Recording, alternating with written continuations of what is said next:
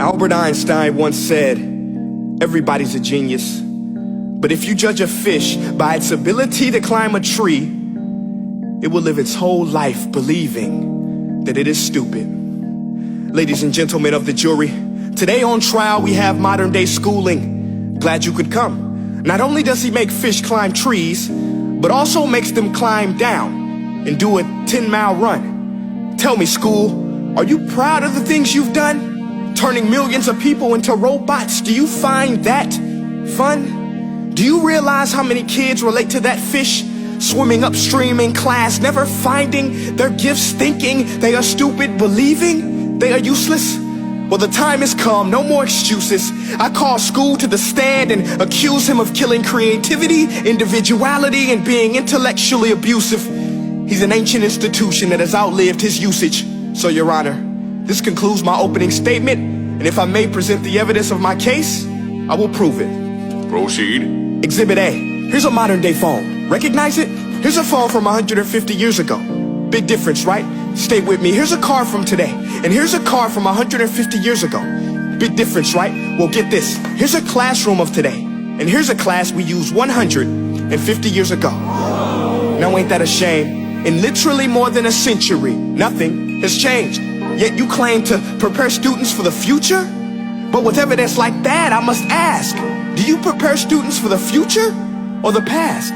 I did a background check on you and let the record show that you were made to train people to work in factories, which explains why you put students in straight rows, nice and neat, tell them sit still, raise your hand if you want to speak, give them a short break to eat, and for 8 hours a day tell them what to think.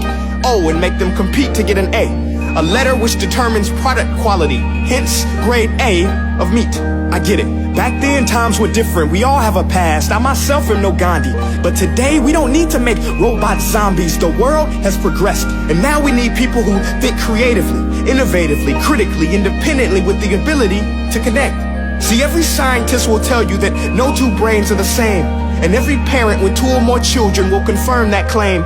So please explain why you treat students like cookie cutter frames or snapback hats, giving them this one-size-fits-all crap. Watch your language. Sorry, Your Honor, but if a doctor prescribed the exact same medicine to all of his patients, the results will be tragic. So many people will get sick, yet when it comes to school, this is exactly what happens. This educational malpractice, where one teacher stands in front of 20 kids, each one having different strengths, different needs, different gifts, different dreams, and you teach the same thing the same way?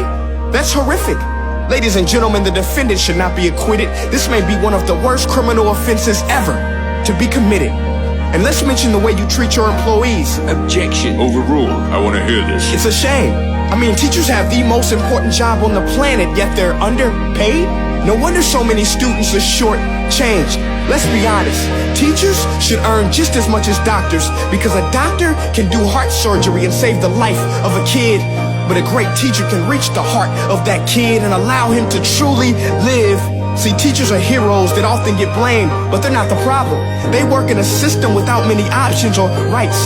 Curriculums are created by policymakers, most of which have never taught a day in their life.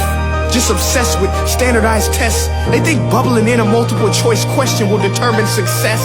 That's outlandish. In fact, these tests are too cruel to be used and should be abandoned, but don't take my word for it.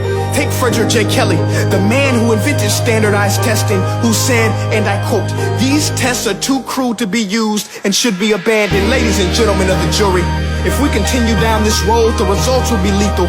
I don't have much faith in school, but I do have faith in people. And if we can customize healthcare, cars, and Facebook pages, then it is our duty to do the same for education, to upgrade it, change it, do away with school spirit, because that's useless. Unless we're working to bring the spirit out of each and every student, that should be our task. No more Common Core. Instead, let's reach the core of every heart in every class. Sure, math is important, but no more than art or dance. Let's give every gift an equal chance. I know this sounds like a dream, but countries like Finland are doing impressive things. They have shorter school days. Teachers make a decent wage. Homework is non-existent, and they focus on collaboration instead of competition. But here's the kicker, boys and girls. Their educational system outperforms every other country in the world. Other places like Singapore are succeeding rapidly. Schools like Montessori, programs like Khan Academy. There is no single solution, but let's get moving. Because while students may be 20% of our population, they are 100% of our future. So let's attend to their dreams, and there's no telling what we can achieve. This is a world in which I believe, a world where fish are no longer forced to climb trees. I'll rest my case.